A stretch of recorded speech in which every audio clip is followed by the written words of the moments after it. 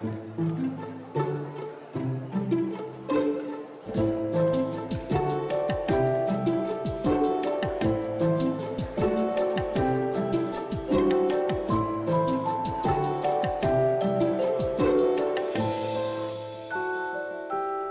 et messieurs, bonjour et bienvenue au Mémorial de la Shoah. Nous poursuivons aujourd'hui notre cycle de rencontres organisé en partenariat avec Ibuka France à l'occasion de la 30e commémoration du génocide des Tutsis au Rwanda.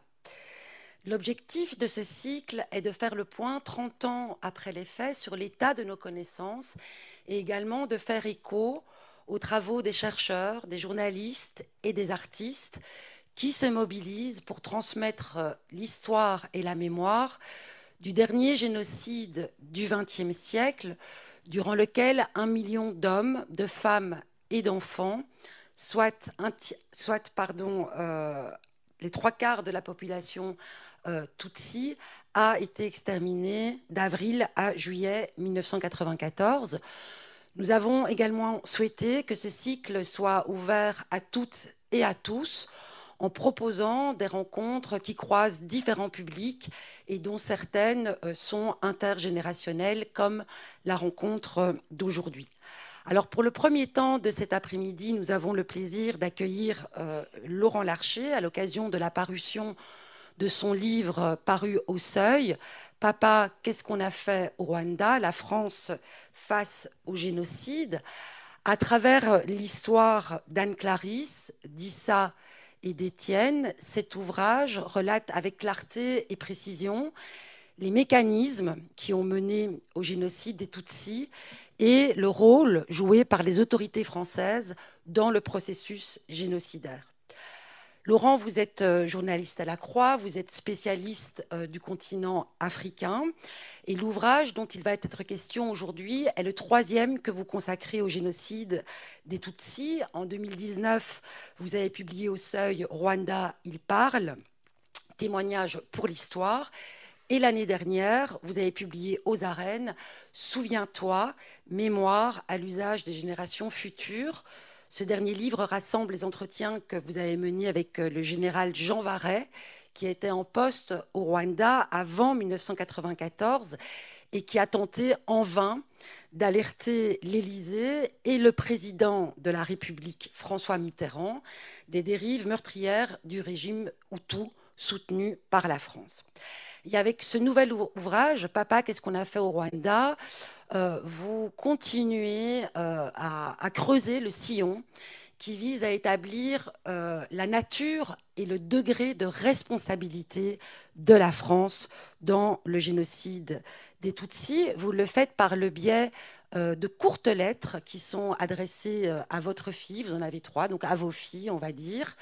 Et c'est vraiment un fait essentiel, vous parvenez à montrer que le génocide des Tutsis ne concerne pas que les Rwandais, mais qu'il nous concerne tous et qu'il concerne les Français, non seulement pour veiller à préserver la mémoire des victimes, mais aussi pour être, je dirais, mieux outillés et armés face aux violences et aux génocides qui ont lieu actuellement. Alors, pour monter ce plateau et cette rencontre, nous avons souhaité inviter des jeunes gens à qui ce livre est finalement adressé. Donc, je remercie chaleureusement Capucine Mazuyer et Jules Stimfling d'avoir accepté notre invitation. Je vous présente tous les deux brièvement. Capucine, vous êtes étudiante en prépa littéraire et parallèlement à vos études, vous menez une activité de créatrice de contenu sur les réseaux sociaux où vous partagez votre passion pour la philosophie, la littérature classique et la littérature contemporaine. Et Capucine, vous êtes, si vous voulez, sur le plateau... Enfin, je vous le dis à vous parce que Capucine est censée être au courant, mais donc Capucine est notre première lectrice, on va dire, du livre, c'est notre lectrice témoin, et donc elle va nous dire ce qu'elle a pensé du livre, car c'est Jules Stimfling, alias Jules comme César, qui va donc mener cette discussion. Jules, vous êtes diplômé de Sciences Po et avec deux associés, vous avez créé Le Crayon, qui est le premier média de jeunes et pour mener des débats avec des gens qui viennent d'horizons divers. Et comme Capucine, vous menez activement une activité de créateur de contenu sur les réseaux sociaux. Donc quand je dis réseaux sociaux, c'est TikTok, Instagram, et voilà, c'est déjà pas mal. Voilà. Et vous vous intéressez, Jules, à des sujets culturels, des sujets de société et également à l'écologie. Et donc, pour compléter le plateau, nous sommes très heureux également d'accueillir Étienne Nanzazimana, qui est un des témoins, donc qui apparaît dans le livre, dont l'histoire est racontée dans le livre de Laurent. Étienne, vous étiez lycéen en 1994. Vous allez lire aujourd'hui un extrait de votre témoignage publié par Laurent, et nous sommes également très heureux d'accueillir Claire Larcher, qui est donc la fille de Laurent, de l'auteur, à qui est adressé le livre. Et Claire nous lira également un extrait du livre. À la fin de la discussion, donc d'ici 1 heure environ, vous aurez la possibilité de poser des questions à nos invités et puis, si vous le souhaitez, de vous procurer le livre et de le faire signer par son auteur. Donc je vous souhaite une bonne après-midi et je vous dis à tout à l'heure.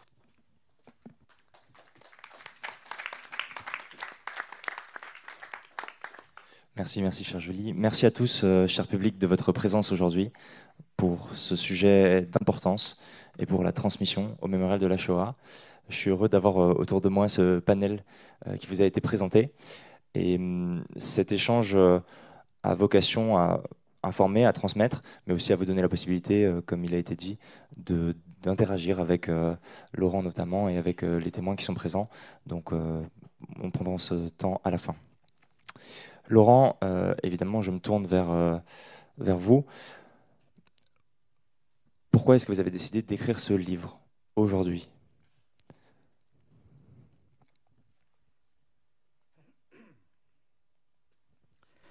Alors, pourquoi on décide d'écrire un livre pareil aujourd'hui ?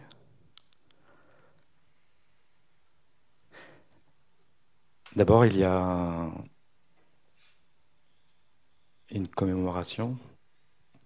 Nous sommes, comme vous le savez, je pense, dans l'année du 30e. Ça fait 30 ans, tout juste, qu'1 million de personnes ont été exterminées devant nous.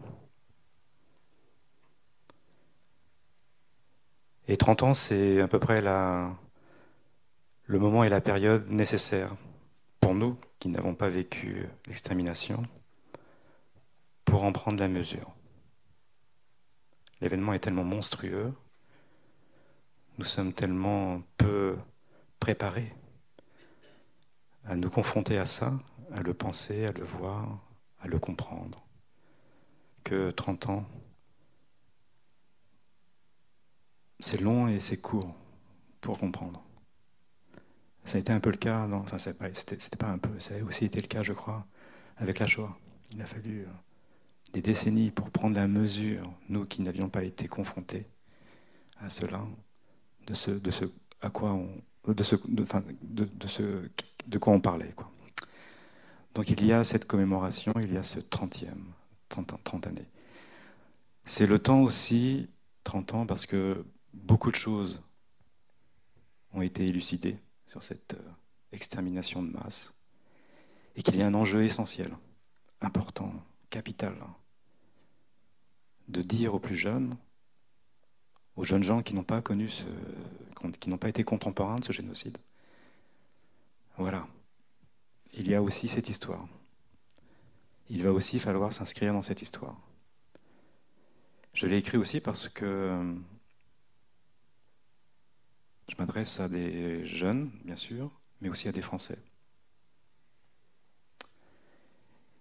Cette histoire nous concerne tous en tant que nous sommes humains, bien entendu, mais aussi parce que nous sommes Français. Et nous ne pouvons pas échapper à cet intérêt. Et je dirais, nous avons aussi une responsabilité les victimes, pour les survivants, une responsabilité de comprendre, de connaître et de transmettre. Et donc d'inscrire aussi nos enfants, mes enfants, dans cette histoire, non pour les écraser, mais pour qu'ils en soient à leur tour dignes. Car 30 ans après, l'une des choses qui est importante à mes yeux, c'est d'essayer d'être enfin digne vis-à-vis de cet événement monstre. Je l'appelle souvent le « ça ». Car comment on dit, comment appeler un génocide? Ça. Et il faut, bon, nous ne l'avons pas vécu, du moins vous ne l'avez pas vécu, il y a aussi cet enjeu de la dignité du sujet. Donc c'est un peu les enjeux de ce livre. Voilà pourquoi j'ai essayé d'écrire ce livre. Nous sommes dans un lieu de transmission sur ce sujet du génocide. La forme de votre livre s'adresse à votre fille, vos filles, à la jeune génération. Pourquoi avoir choisi cette forme pour la transmission? Par volonté pédagogique, par facilité d'accès, pour rendre un sujet, un ça si lourd, plus accessible? De quoi est-ce qu'on parle? Alors, pourquoi avoir pris cette forme? Parce que, après en avoir beaucoup discuté avec l'éditeur, Hugues Jalon, notre but, notre objectif, notre fin aussi était donc d'introduire les plus jeunes, nos enfants. Il se trouve que Hugues aussi a des enfants. Et on s'est dit comment on s'adresse. On avait envie de s'adresser à vous comme si vous étiez nos enfants. Car il y a un enjeu de transmission qui relève aussi d'une forme de paternité. Vous êtes nos enfants, même si ça me semble important, au moins symboliquement. Vous êtes ceux que nous avons désirés, vous êtes ceux que nous portons, vous êtes ceux que nous préparons à être des femmes et des hommes debout. Et voilà, et je crois que ça n'avait pas encore été fait, de s'adresser à ces enfants ou aux jeunes gens sur ce sujet-là, de cette manière-là. C'est aussi une manière peut-être d'éviter le livre, le manuel, ou la froideur, la froideur, disons la distance parfois un peu froide des livres d'histoire.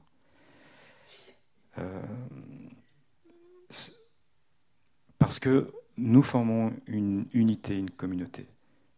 Et nous, les plus anciens, si je peux dire, notre devoir aussi est de vous transmettre cette histoire et de vous inscrire dans ce monde. Donc c'était plus facile de s'adresser directement à vous, à vous interpeller, à vous prendre par la main. Mais exactement comme pourrait essayer de le faire un père, c'est-à-dire de dire, voilà, on va aller explorer, entrer dans une histoire abominable. Mais je ne lâcherai pas ta main, nous y allons ensemble, je te conduis, je vais essayer de te faire comprendre ce que j'ai compris, ce que je n'ai pas compris. Tu vas toi-même t'affronter, te confronter à cette histoire avec moi. On ira jusqu'au bord de l'abîme, mais on ne tombera pas dans l'abîme, avec moi. Aie confiance en moi. Il est absolument nécessaire de traverser cette nuit, comme on peut, mais on le fera ensemble. Voilà pourquoi. Je pense que c'est le bon moment pour donner la parole à Claire et qu'elle nous lise un extrait de ce livre, un passage. Claire. Je vais vous lire les premières pages de ce livre qui expliquent aussi pourquoi notre papa nous l'a destiné. Et le destine aussi à tous les jeunes. Ma très chère fille, le temps est venu pour moi de te raconter ce que nous avons fait au Rwanda, nous, la France. Et le temps est venu pour toi de l'entendre à la veille de ta vie d'adulte. Je t'invite à un voyage terrible qui va nous plonger dans la plus grande catastrophe humaine que ma génération a vécue après l'épouvante cambodgienne. Une horreur qui prend place aux côtés des événements les plus monstrueux du XXe siècle, à la suite du génocide des Arméniens, de l'Holodomor en Ukraine, de la Shoah, de la tragédie d'Hiroshima et de Nagasaki. Cet événement monstre a eu pour cadre un petit pays de l'Est de l'Afrique, pas plus grand que la Bretagne. Là, 1 million de Tutsis ont été exterminés par leurs concitoyens Hutus pendant 100 jours, au printemps 1994, soit une cadence de 10 000 assassinés toutes les 24 heures, du jamais vu dans l'histoire des exterminations. Ont été ciblées les jeunes filles comme toi, les enfants, les femmes, les hommes, les vieillards, tout le monde, sans distinction. Pourquoi ? Quel était leur crime aux yeux des tueurs ? Simplement être. Les Tutsis n'étaient plus des femmes, ils n'étaient plus des hommes, ils n'étaient plus humains, ils étaient des cafards et des serpents, leur nom pour les bourreaux, dont il fallait purifier le pays en les éradiquant. Tuez-les tous, puisqu'ils sont ce qu'ils sont. Ma très chère fille, avec les Tutsis, des milliers de Hutus démocrates, des Hutus de l'opposition, ont été assassinés aussi. Et avec eux, des Hutus qui ont voulu simplement protéger et sauver leurs voisins, leurs amis, leurs parents, leurs femmes, leurs enfants Tutsis. Tu te souviens de la Shoah. Tu te souviens de la persécution des Juifs pendant la Seconde Guerre mondiale. Tu as entendu le « plus jamais ça ». Vois-tu, le « ça » s'est reproduit 50 ans après la libération d'Auschwitz. Mais, à la différence de la Shoah, le « ça » s'est déroulé devant nous, en direct. Le premier génocide en live, diffusé tous les soirs, sur tous les écrans de télévision, à l'heure où les familles se réunissent pour dîner. Pendant 100 jours, les Tutsis et ceux qui ont tenté de les protéger ont été abandonnés à leurs meurtriers. Notre monde les a laissés se faire exterminer par les massacreurs tous les matins, tous les après-midi, tous les jours ce printemps-là, le beau printemps 1994. Ma très chère fille, le temps est venu de te dire que cette histoire est aussi la nôtre, la tienne, celle de notre pays. Te souviens-tu des mots du président Emmanuel Macron le 27 mai 2022 ? Il était venu dans la capitale du Rwanda, Kigali, pour reconnaître la responsabilité accablante de la France dans l'engrenage qui a abouti au pire. Tu m'as bien lu, comme je l'ai entendu là-bas, au Rwanda, où le président s'est adressé aux Rwandais, mais aussi aux Français, à nous, à toi, ma très chère fille. Il est venu proclamer cette responsabilité accablante au milieu des fosses en béton où sont inhumées 250 000 victimes du génocide. Jamais aucun président avant lui, aucun Premier ministre, aucun ministre des Affaires étrangères, aucun ministre de la Défense, aucun président de l'Assemblée nationale, aucun président du Sénat n'avait dit une telle chose. Il a fallu attendre 27 ans pour que nous entendions cela. La responsabilité accablante de notre pays. Accablante. Le Rwanda est une croix que chacun d'entre nous, que chaque Français doit porter. Après le régime de Vichy et sa collaboration avec les nazis dans l'extermination des Juifs en France, voici que, pour la seconde fois de notre histoire, notre pays, ton pays, a été mêlé à un génocide. Nous avons été les parrains, les tuteurs, les protecteurs, les alliés et les amis de ceux qui ont préparé et exécuté l'éradication d'1 million de Tutsis. Il est temps de te dire que cette histoire n'est pas terminée. Tu vas devoir vivre avec et la transmettre à ton tour, à tes enfants, comme nous le faisons pour nos héritages et nos bagages. Te confier ce passé pour le réparer un peu, te dire ce que nous avons fait pour t'aider à y voir plus clair sur le monde d'avant ta naissance, connaître ce temps-là pour ne pas l'oublier, pour t'aider à l'affronter et te préparer à faire face aux crimes de demain. Les massacres de masse ne sont pas des accidents de l'histoire. Il y en a tant eu avant notre naissance. Faisons en sorte de ne pas les ignorer et de ne plus les tolérer.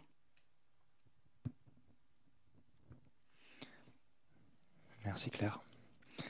Capucine, j'ai envie de me tourner vers toi. Tu as lu ce livre. Pourquoi l'avoir lu ? Qu'est-ce qu'il t'a apporté ?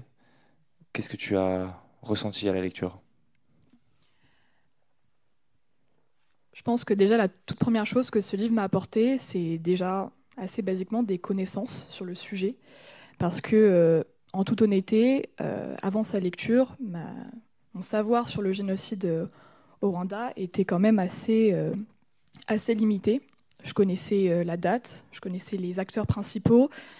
En revanche, le nombre de victimes, mais également tout ce qui s'est passé avant 1994, qui est très important aussi à avoir en tête parce que un génocide, ce n'est jamais le fruit du hasard. Ça n'arrive jamais comme ça. Il y a toujours beaucoup de choses qui se passent avant et qui s'organisent. Tout ça, je ne le savais pas du tout. Et je pense que c'est absolument important de l'avoir en tête parce que ce premier rapport à cette lecture-là a d'abord été un rapport juste de pure connaissance. Je ne savais pas ce qui s'était passé. Donc déjà, ça a été un premier choc à ce niveau-là. C'est tout simplement d'apprendre ce que je ne savais pas, ce que l'école aurait dû m'apprendre auparavant, mais que je ne savais pas. Et la deuxième chose qui m'a beaucoup frappée, c'est surtout que j'ai senti vraiment un sentiment de responsabilité, en fait, en lisant ce livre-là. Je me suis sentie inclus, je me suis sentie concernée par cette histoire-là. Et je pense que l'un des problèmes aussi qu'on a souvent tendance à oublier quand on parle de ce genre d'événement, c'est que quand c'est loin de nous, quand ça concerne un autre continent que le nôtre, on a souvent tendance à minimiser l'événement. Et vous le dites d'ailleurs très bien. Tu le dis d'ailleurs très bien. La tragédie, elle est toujours moins grave quand elle est sur un autre continent. Et moi, j'avais déjà ce facteur-là, je pense, en tête que j'avais intériorisé. Forcément, je connaissais, mais bon, comme c'est loin, forcément, c'est moins grave. Et en plus de ça, je fais partie de cette génération qui n'a pas connu l'événement, qui n'a que des sources postérieures. Donc forcément, il y a cette accumulation-là d'éléments qui font qu'en fait, je fais partie de cette génération qui est trop éloignée de cet événement. Et donc, cette lecture-là, ça a été une lecture sensibilisante. Ça a été une lecture qui m'a permis de sentir cette responsabilité qu'on a tous aussi en tant que Français à peut-être ne pas continuer à parler de l'événement et à en faire quelque chose d'aussi grave qu'il l'est. Donc là-dessus, effectivement, ça a été une lecture choc et découverte. Laurent, la responsabilité de la France, elle est multiple. Elle s'est étendue sur plusieurs années. Elle s'étend avant, pendant, après le génocide. Elle touche à des aspects militaires, avec des militaires français présents sur place au Rwanda pour conseiller, former les forces du régime génocidaire. La question se pose de leur intervention effective au-delà du droit de légitime défense y compris.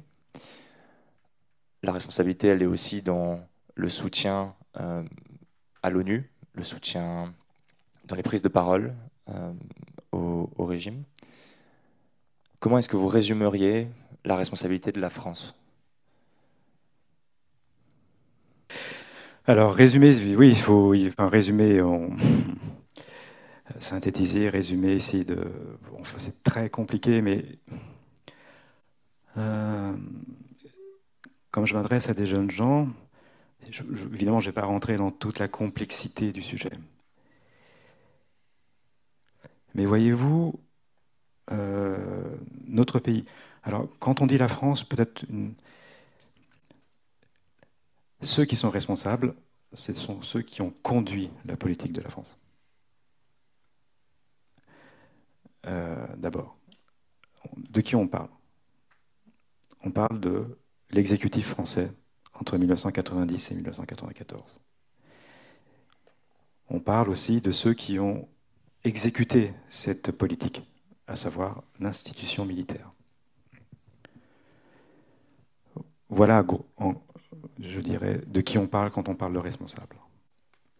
Ensuite, il y a peut-être aussi ceux qui sont chargés de témoigner, les journalistes, les médias, les spécialistes. Mais d'abord, on parle d'eux. Quand on dit la France, quand je dis la France, je pense à eux, bien sûr. Pas à la France dans son ensemble. La France, c'est aussi vous, c'est aussi moi. C'est aussi ceux qui, en 1990, ont alerté. Ce sont ceux qui ont soigné, ce sont ceux qui s'y ont opposés, ce sont ceux qui ont écrit, qui ont publié pour dire non, il ne faut pas qu'on continue à soutenir un régime qui préparait une extermination de masse. Car voilà, si on devait résumer en quelques phrases ou en quelques mots, l'exécutif français a décidé à partir du 1er octobre 1990 de soutenir un régime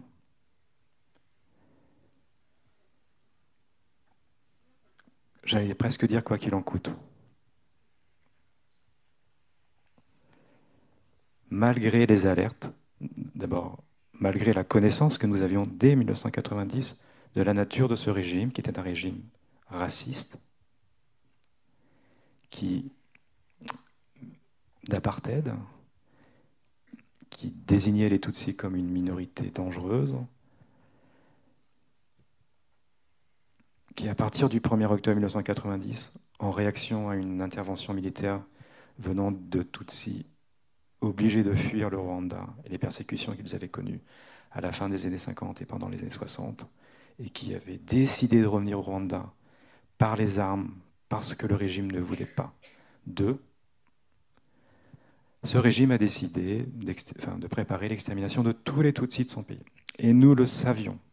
Et c'est bien là le drame. C'est que nous le savions. Je lui dis tout à l'heure à parler d'un livre que j'ai écrit avec le général Jean Varret. C'est tout à fait sidérant, cette histoire.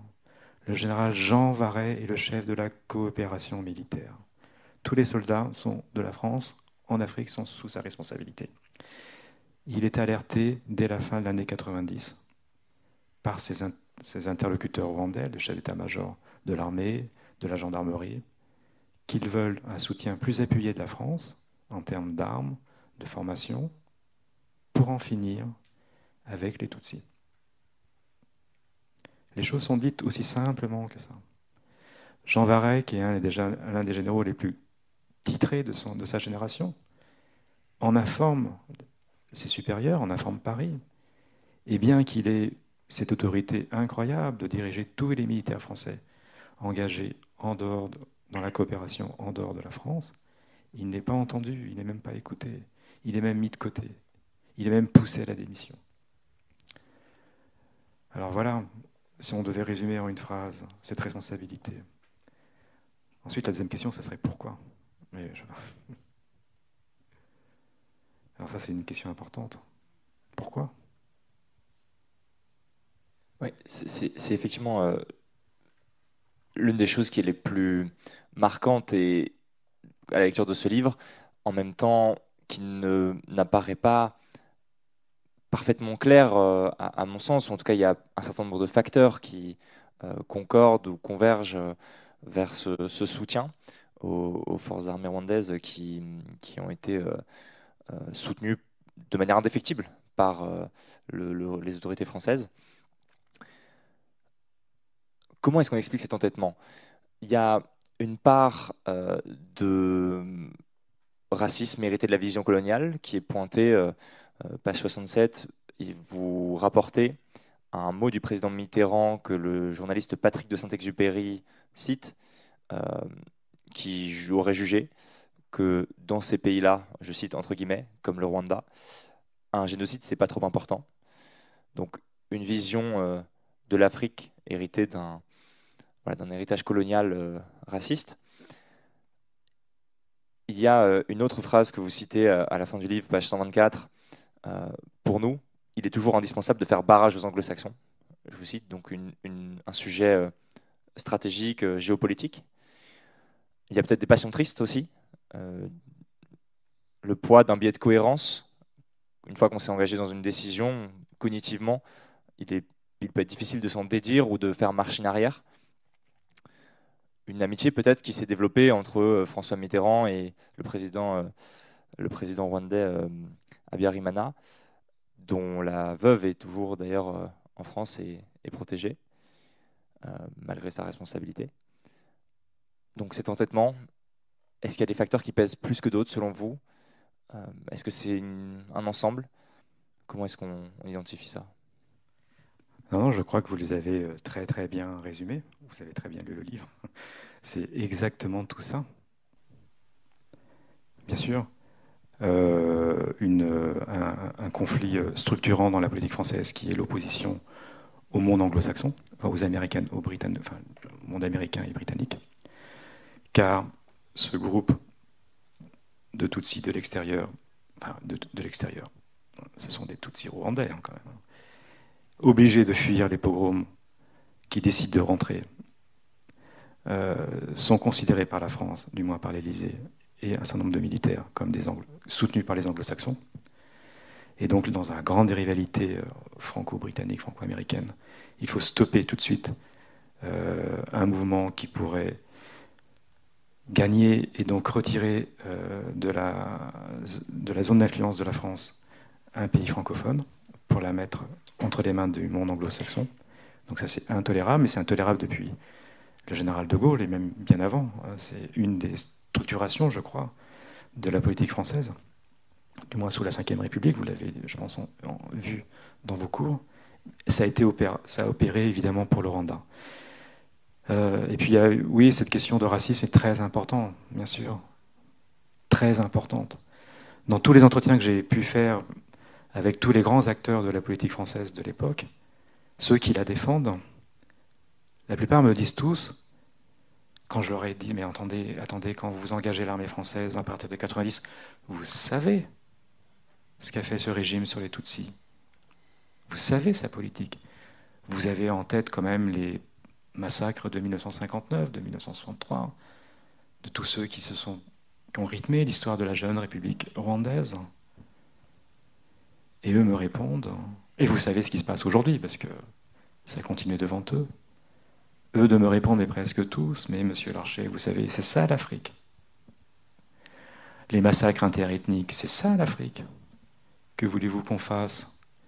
Donc si on va un peu plus loin, évidemment, ça veut dire quoi? Ça veut dire que en Afrique, on se tue naturellement, ça fait partie du paysage. Et on n'y peut rien. Il faut faire avec. Et le c'est ça l'Afrique ne m'a pas été dit en 1994, bien que c'était déjà dit en 1994, mais à la fin des années 2010. Et encore aujourd'hui. Je l'entends, moi je couvre l'actualité du continent africain. Beaucoup, enfin pas beaucoup, mais si quand même, trop du moins.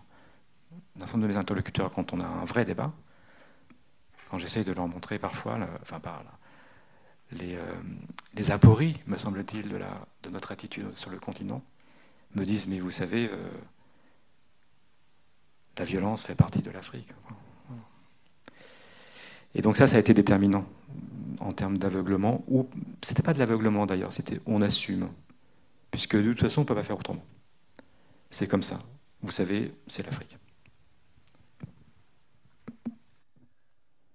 Et c'est très grave, bien sûr, je l'ajoute. C'est criminel. C'est criminel.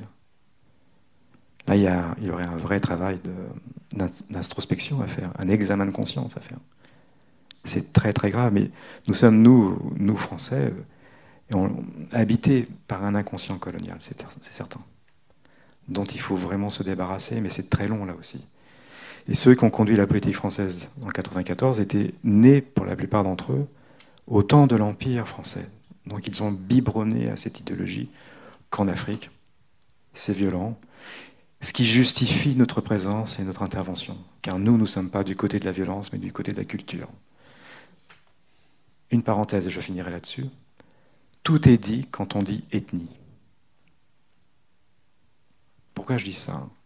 Ce terme d'ethnie a été forgé par nous, les coloniaux, pour désigner le peuple dont on ignorait tout, mais on ne pouvait pas leur accorder le titre ou la qualité de peuple ou de nation, mais d'ethnie.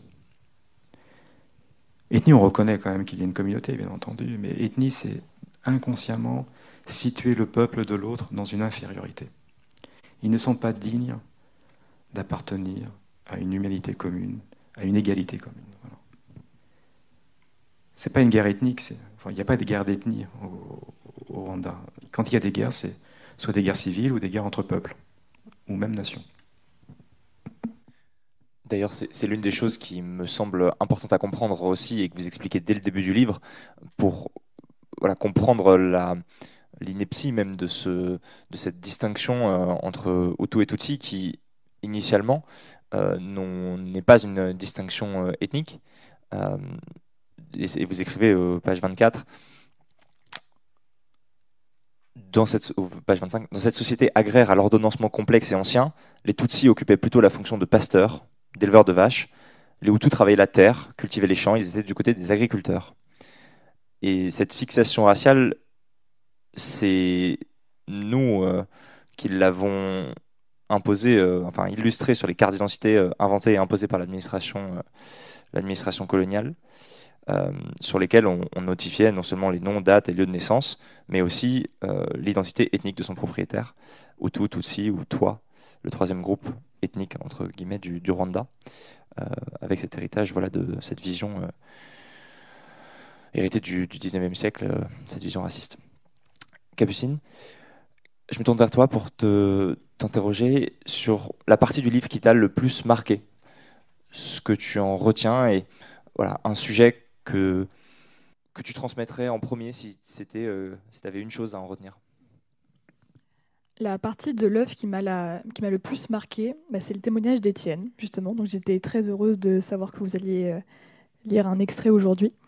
Parce que je pense qu'aussi, vous l'avez très bien dit tout à l'heure, ce qui manque dans les récits historiques, ou en tout cas quand on veut montrer aux jeunes qu'est-ce qui s'est passé, quand on veut leur transmettre quelque chose d'aussi important, dans les livres d'histoire, c'est ce lien, cette proximité avec le lecteur.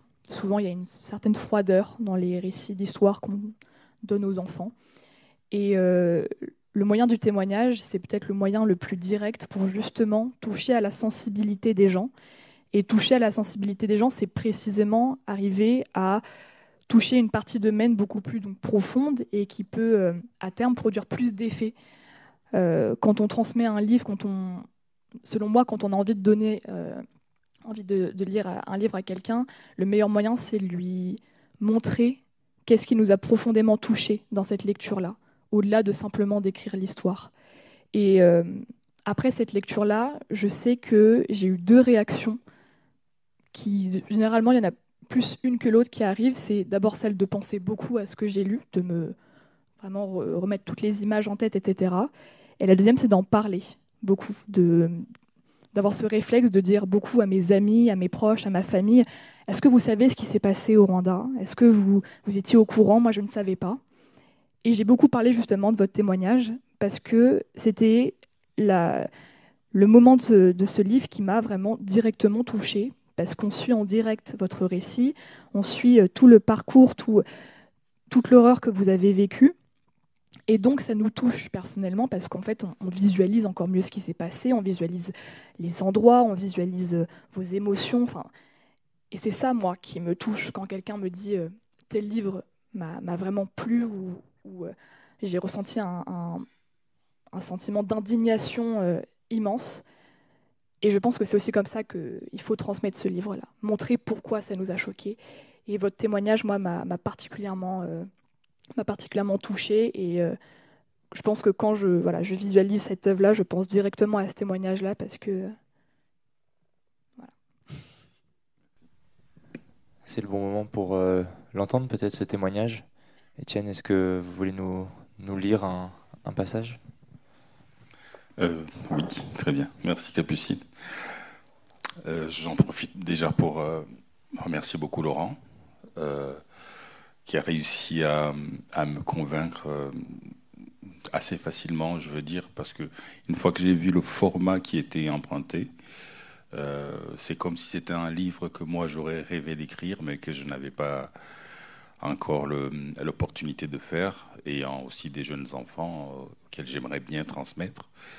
Ce voyage avec la fille de Laurent, donc Claire, et d'essayer de s'adresser à elle en disant « Viens avec moi, je t'amène sur les collines du Rwanda, je t'explique ce qui s'est passé », m'a convaincu que c'était un bon projet. Et je pense qu'on va l'utiliser aussi parce que je suis dans une association qui s'appelle Ibuka France. Ibuka, ça veut dire souviens-toi en Kinyarwanda, dont j'étais le président pendant 3 ans. Et je continue à être aussi dans le conseil d'administration. Et nous intervenons beaucoup dans le milieu scolaire et de d'autres milieux d'ailleurs. Et c'est un très bon outil, une sorte de porte d'entrée assez efficace pour parler au monde étudiant et pour intéresser les jeunes. Je vais lire un extrait. Et ça fait 30 ans que j'ai réussi toujours à ne pas témoigner. Même quand j'étais président d'Ibuka, j'avais une sorte d'astuce. Je mettais les autres rescapés devant moi, et moi, quand on allait dans des endroits publics, je pouvais parler en général de l'histoire du Rwanda qui mène au génocide. On a un kit pédagogique, un PowerPoint très bien fait, qu'on a fait en collaboration avec Hélène Dumas, historienne. Et après, je parlais de l'histoire du Rwanda, de la montée de la violence.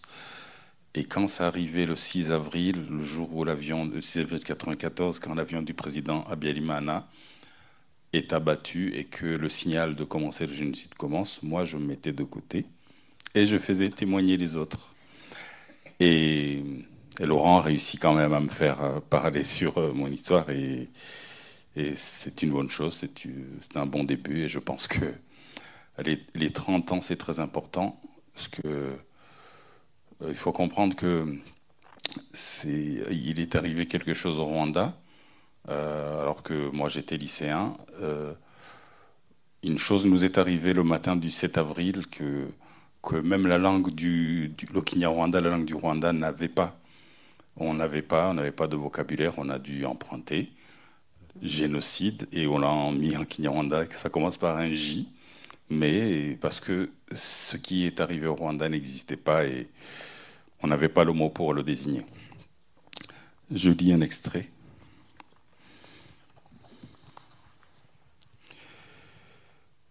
Chère vie de Laurent, je te parle comme si tu étais mon enfant, et d'une certaine manière tu l'es, ou une petite sœur. En 1994, j'avais le même âge que toi aujourd'hui. J'étais lycéen.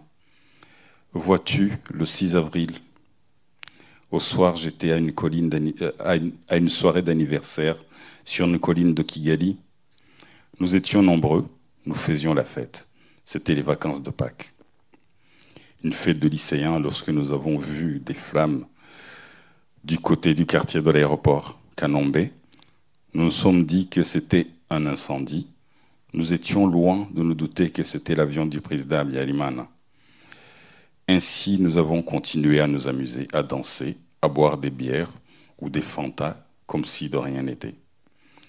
Lorsque je suis rentré à la maison, mon père, ma mère, mes 2 sœurs, mon oncle, ses enfants qui logeaient chez nous, étaient rassemblés autour de la radio. Ils écoutaient les RTLM pour savoir ce qu'il se passait. Nos cousins du Burundi, de la capitale Bujumbura, nous ont appelés pour se réjouir de la mort d'Habyarimana. C'est comme ça que nous avons appris qu'il avait perdu la vie dans le crash de son avion à Kanombe. Cela était un coup de massue. Qu'est-ce qui allait se passer pour nous? Nous habitions dans un quartier très majoritairement Hutu. Le danger et la menace étaient palpables. Des coups de feu ont éclaté dans la rue. Notre tante et ses enfants habitaient près de chez nous. Elle aussi travaillait à l'ambassade de France. Nous étions très liés. Mes parents et elle se sont parlé au téléphone. Papa lui a proposé de venir nous rejoindre. Elle a préféré rester chez elle. Venir dans la nuit, ce n'était pas prudent. Je me suis couché, j'avais peur. Je n'ai pas dormi ou très peu. Le temps n'avait plus de valeur. Au premier lueur du jour, mon père a réuni tout le monde dans le salon. Nos locataires aussi. Ils étaient 3, des jeunes travailleurs Tutsis. Nous ne savions toujours pas exactement ce qui était en train de se dérouler dehors. Mais nous savions que nous étions en péril. Toto, le jeune commis de notre voisin Hussein, est venu nous voir. Il nous a dit que son employeur nous invitait à nous cacher chez lui car les miliciens étaient sur le point de venir nous tuer. Nous avions 1 ou 2 minutes pour rassembler quelques affaires avant de le suivre. Mon père a pris une valise où il a rempli de tous ses livres. Et ma mère lui a dit que c'était n'importe quoi, qu'il agissait comme s'il n'avait jamais fui, qu'il devait se souvenir de 1963. Il s'alourdissait pour rien alors que nous devions voyager léger. Elle a pris les choses en main, nous a demandé de prendre juste un sac, de le remplir de vêtements chauds, et elle a ajouté les albums photos, et c'est tout. Toto nous a fait prendre un chemin discret, et nous sommes arrivés dans la concession du Seine sain et sauf. Son voisin était un militaire en retraite, respecté de tous, il était musulman. Il avait 2 femmes, ma mère, mes sœurs et mes cousines ont été installées chez elle. Mon père s'est caché dans une maison adjacente appartenant à un ami du Seine, car il était le plus recherché de nous tous. Mon oncle, nos 3 locataires et moi, nous sommes dissimulés dans la cuisine. Je fais un petit saut pour lire un autre extrait que j'avais trouvé intéressant, qui avait été beaucoup plus compliqué pour moi. Notre vie était de plus en plus difficile et terrifiante. C'est alors que papa a entendu le téléphone sonner dans la maison principale. Il pensait que les lignes téléphoniques étaient hors d'usage. Il a demandé la permission de passer un coup de fil à l'ambassade de France. Hussein a accepté. Une secrétaire a décroché et elle a été très surprise d'apprendre que nous étions encore en vie. L'ambassade pensait que tous les Tutsis de notre quartier avaient été tués. Un gradé est passé à côté d'elle. Il a pris le combiné. Il connaissait mon père qui lui avait facilité la tâche dans une procédure d'adoption. Son militaire a d'abord été stupéfait d'apprendre que nous étions toujours vivants, puis il lui a dit que les militaires allaient venir nous chercher chez nous. L'ambassade ayant étudié et relevé quelques mois plus tôt les adresses des employés en cas d'évacuation d'urgence. Mon père lui a dit que nous étions cachés chez un voisin. Bon, ne t'inquiète pas, on va passer à la gendarmerie de Nyamirambo prendre 2 gendarmes pour te retrouver, a dit ce militaire. Mais c'était impossible de procéder ainsi, car si les gendarmes apprenaient notre existence, ils nous tueraient aussitôt. Je vais arrêter ici, mais c'est très difficile et impossible à raconter en intégralité, même en lisant tous les extraits. Mais si nous avons l'occasion, peut-être au cours des échanges, on pourra rajouter des éléments. Merci beaucoup. Merci Étienne. Avant de réserver un temps aux questions et aux réponses, un mot quand même sur le rôle des médias et des mots qu'on emploie pour installer dans l'esprit cette haine qu'on légitime et qui prépare le terrain au passage à l'action. Page 86, Laurent, vous parlez de la radio-télévision libre des 1000 collines. La voix des extrémistes, je cite le livre, la voix des extrémistes Hutus et de la musique qui diffuse, donc de la voix des extrémistes Hutus et de la musique branchée. La radio de la haine est née. Fin de citation. C'est un exemple marquant que celui, par exemple, du massacre de Bouguesera dès 1992, donc avant le début du génocide, qui montre, encore une fois, que le discours de haine se concrétise en des massacres et qu'il s'installe et que ce régime raciste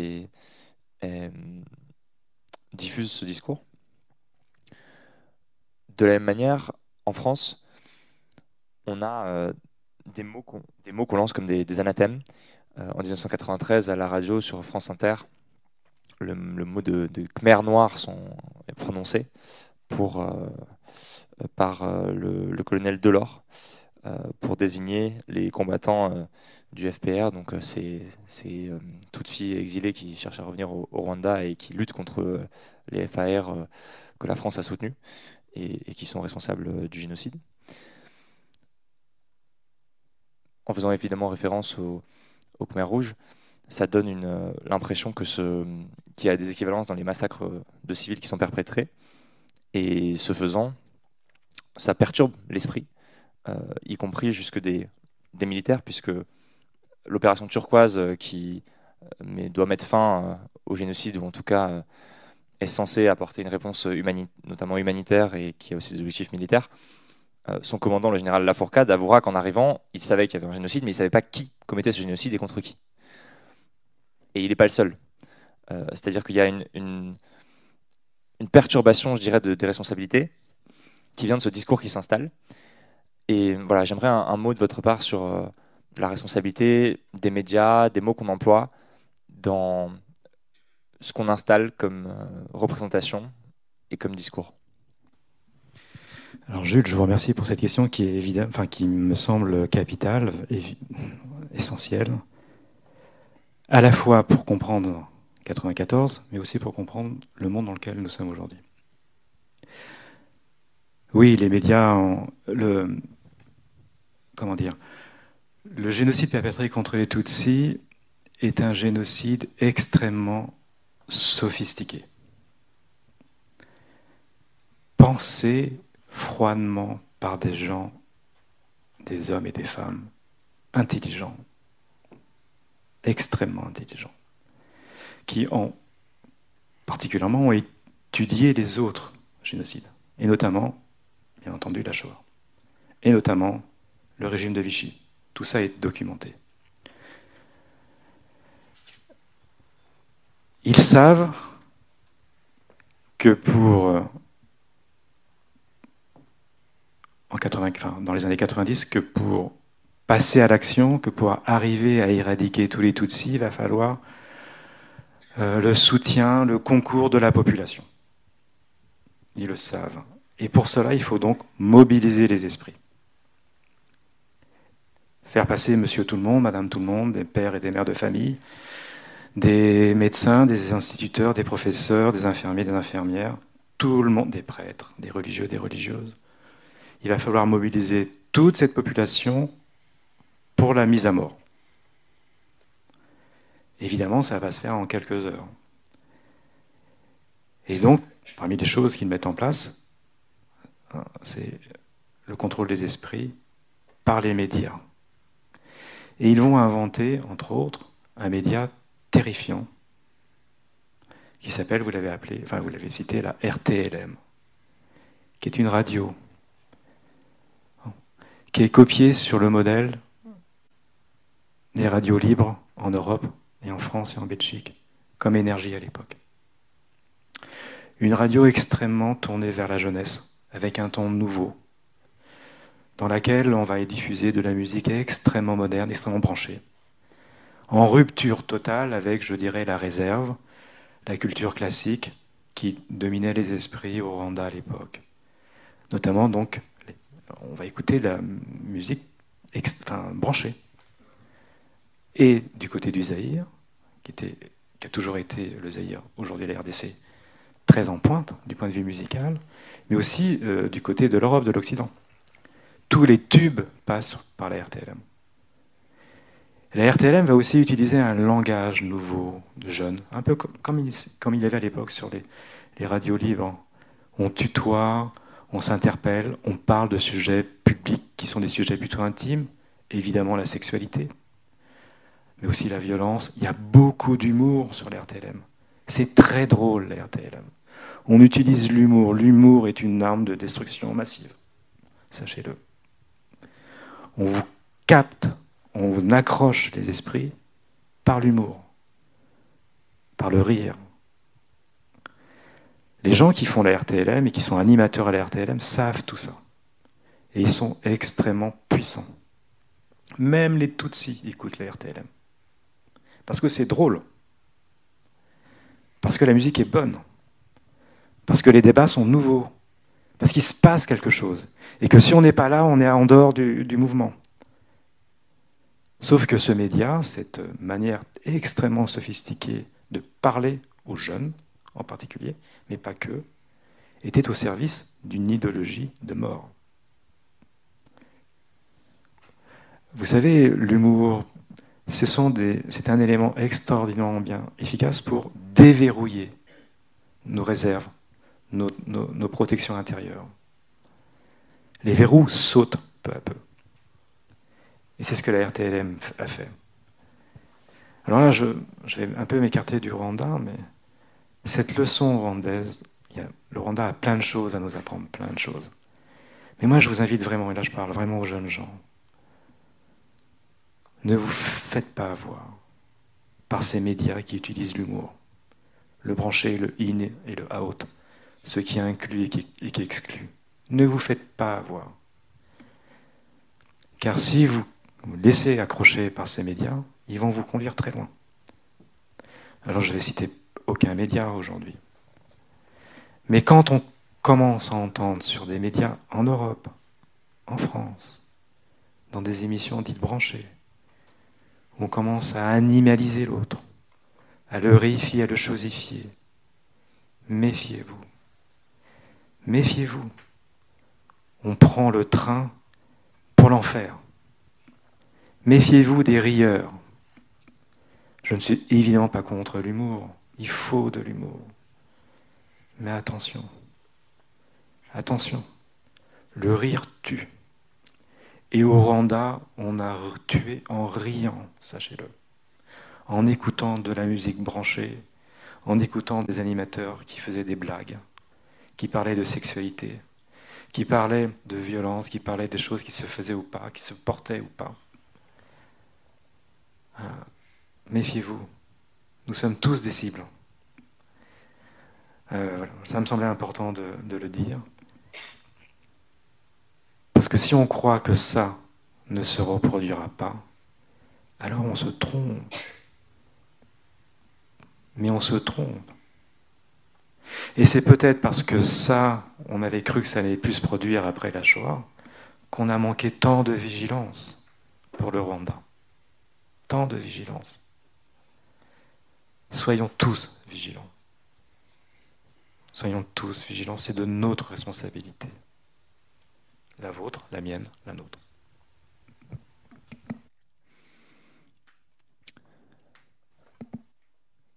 Pour conserver cette vigilance, ce sera ma dernière question avant de vous laisser la parole. Pour entretenir cette vigilance, il faut être attentif à ce qui se passe autour de nous. Aujourd'hui, sur la place publique, le terme de génocide a émergé du fait de l'actualité. Et il faut être très prudent dans l'instrumentalisation possible d'un terme qui revêt des dimensions politiques, juridiques, historiques différentes. Selon vous, Laurent, quels seraient les facteurs, les indices qui doivent mettre la puce à l'oreille sur l'identification d'un génocide et à qui est-ce de le faire, tout comme les Français de 1994, peut-être certains auraient-ils pu en prendre conscience de ce qui se passait.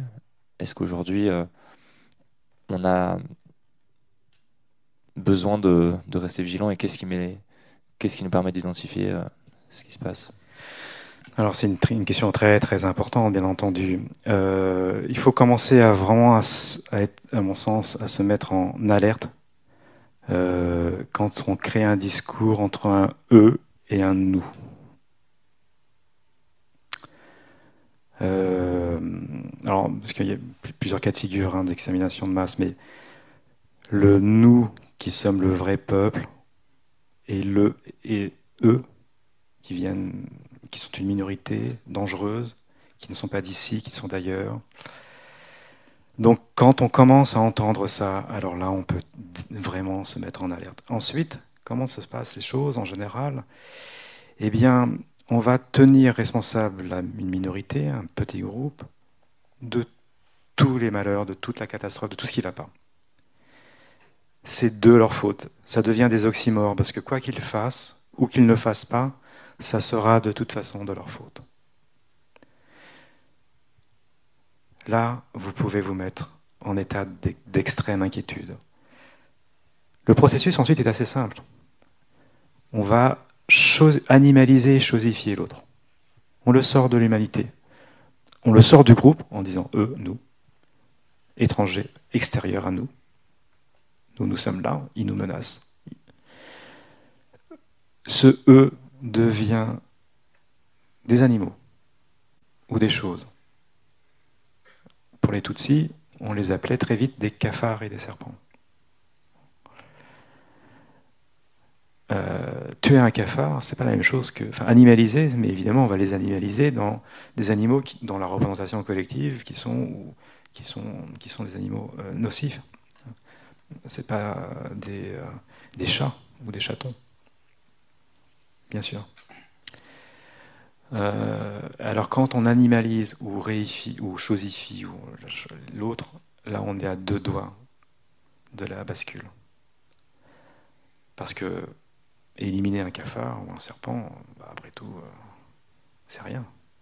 C'est bien. C'est même pas rien, c'est bien. C'est mieux. Et là, on a franchi une nouvelle étape.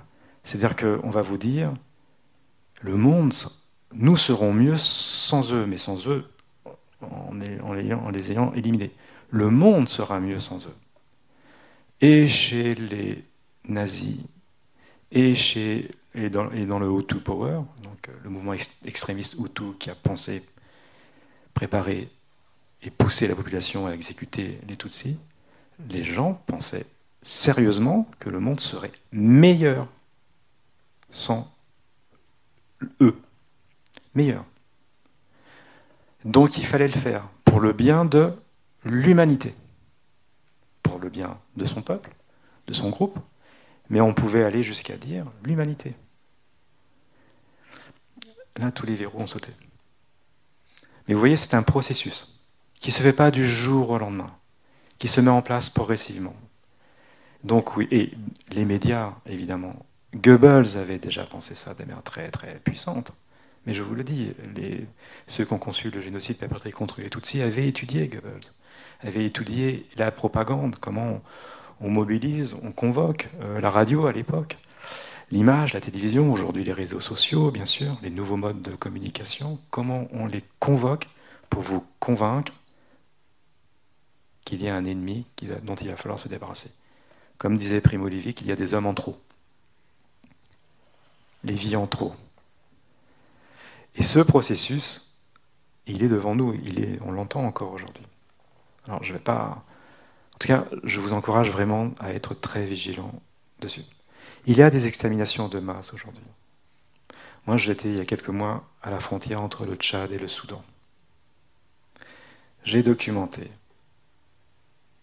des massacres, enfin, comment dire, il y a une communauté, un peuple qui s'appelle les Massalites, au Darfour, qui sont aujourd'hui ciblés en tant qu'ils sont massalites par des milices pro-gouvernementales. Et moi, j'ai, pendant 10 jours, entendu, dans 7 ou 8 camps de réfugiés, des femmes, leurs maris avaient été tués, les hommes avaient tous été tués, et celles qui n'avaient pas été violées, emportées, qui avaient réussi à franchir la frontière, m'ont raconté, toutes, qu'elles étaient ciblées, qu'ils étaient ciblés, en tant qu'ils étaient massalites. Ça se passe aujourd'hui. Je ne veux pas non plus vous écraser de tout, mais c'était juste pour vous dire, voilà, ce dont on parle, ce n'est pas une histoire finie. Ce n'est pas une histoire froide. Nous sommes tous inscrits dans l'histoire contemporaine. Et nous sommes tous appelés à prendre notre part. Si on n'est pas renseigné de cela, alors ça continue. À chacun de trouver ce qu'il doit faire. C'est de notre responsabilité. À vous, à moi, à nous. Je n'ai pas de réponse à vous dire. Je n'ai pas à vous dire ce que vous devez faire. C'est à vous de le trouver. On peut y réfléchir ensemble, bien sûr. Mais ne vous débarrassez pas de cette responsabilité qui est magnifique, d'ailleurs, qui est celle de vivre en femme ou en homme debout, aujourd'hui, dans le temps présent.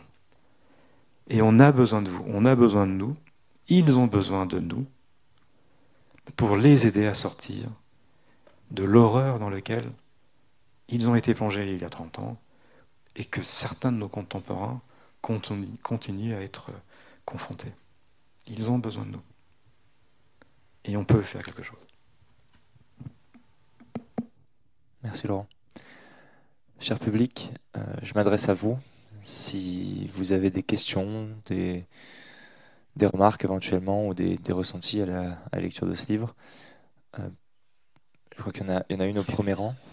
Je voudrais d'abord qu'on applaudisse nos 5 invités.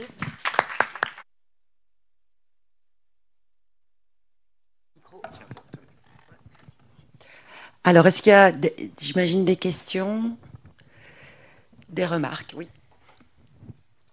Merci beaucoup. Pardon si je suis un tout petit peu longue, je vais essayer d'être pas trop longue tout de même. Ma question s'adresse surtout à Capucine, à Jules, à Claire aussi, d'autant que vous produisez des contenus qui vont être lus par des jeunes gens. Je vous pose la question parce que vous avez parlé de votre non-connaissance des faits. Et donc ça, c'est la première chose. Et puis, connaître les faits, implique que l'on en prenne la mesure.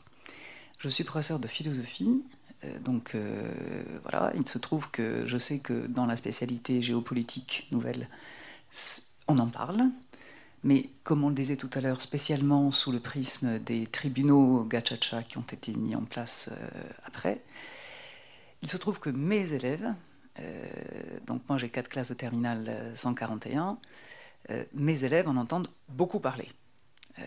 Donc mes élèves connaissent et ils apprennent à prendre la mesure. Laurent est venu faire une conférence avec le général Jean Barret. Mais ma question est, quelle connaissance voyez-vous? Vous n'avez pas tout à fait le même âge, mais voilà, vous avez 3 âges un petit peu différents. Est-ce que vous constatez que vos camarades connaissent? Est-ce que connaissant, ils prennent la mesure? Voilà, c'est ma question. J'ajoute une chose, c'est que la non-connaissance et la non-mesure, je la constate aussi chez les professeurs. Je l'ai constaté sur un groupe Facebook de professeurs de philo dont je fais partie. Une de mes collègues avait posté un message à propos d'un sujet de grand oral pour l'une de ses élèves. Et dans l'intitulé de la question, il y avait le génocide rwandais. Donc j'ai posté une réponse aimable en disant « Je crois que le génocide rwandais n'est pas la bonne formulation, le génocide perpétré contre les Tutsis ». Donc elle m'a répondu très aimablement en disant « Pardon, je n'avais pas pris la mesure », professeur de philo. Hein. Donc voilà, ma question porte là-dessus. Quelle connaissance et quelle conscience constatez-vous que vos camarades ont de cet événement ? Pour ma part, avant de venir ici, j'ai essayé non seulement d'être très alerte vis-à-vis des messages que j'avais pu recevoir sur les réseaux vis-à-vis de cet événement, des personnes qui donc y réagissaient. Et il y avait un petit peu de réactions différentes, qui sont d'ailleurs assez radicales. Soit les personnes étaient déjà très informées, je suppose par leur famille, par leurs proches ou par leur propre curiosité, etc. Soit à l'inverse, à l'extrême inverse, une méconnaissance totale du sujet. Mais vraiment jusqu'à la date même du génocide. Tutsi, Hutu, c'était des mots qu'ils n'avaient jamais entendus de leur vie. Donc en fait, on est vraiment sur une méconnaissance, mais totale.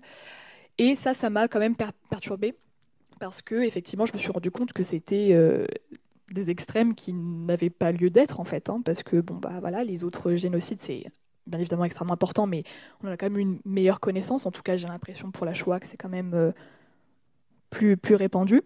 Donc là-dessus, sur les réseaux sociaux, en tout cas, j'ai l'impression que il est compliqué de trouver vraiment un consensus autour de cette connaissance du génocide. Dans la vraie vie, ça a été un petit peu plus différent. Ça dépend peut-être aussi de mon cercle de connaissances. Je suis en prépa, donc forcément, on est dans un cadre où on apprend beaucoup de choses, où on est perpétuellement en train d'essayer d'être curieux de plein de sujets différents. Donc, je pense qu'aussi mon entourage a fait que c'était plus facile d'arriver à avoir des débats avec ces personnes-là, ou même pas forcément des débats, mais juste des conversations. Donc, dans ma classe, oui, j'en ai parlé avec certaines personnes qui m'ont dit que en fait, c'était surtout cette année qu'elles s'y étaient intéressées, parce qu'on commémore les 30 ans, et parce qu'il y a certains médias qui en ont parlé. Pas tous, mais il y en a certains. Je pense notamment à La Grande Librairie, qui a fait un épisode il n'y a pas très longtemps. Et voilà, c'est quand même une émission très regardée, donc forcément beaucoup de gens ont pu la voir. Et donc là-dessus, j'ai l'impression qu'il y avait un petit peu plus de personnes renseignées sur le sujet. Mais je pense que la finalité, c'est qu'on n'est pas encore assez informé sur le sujet et qu'il y a encore de gros progrès à faire. Donc moi, c'est ce que j'essaie de faire sur les réseaux sociaux. C'est aussi un petit peu le boulot que j'essaye de faire chaque jour, de montrer que c'est important de se renseigner et que la mémoire, c'est quelque chose qui nécessite un travail entre nous, avec nos proches, nos camarades de classe, quand on fait encore des études.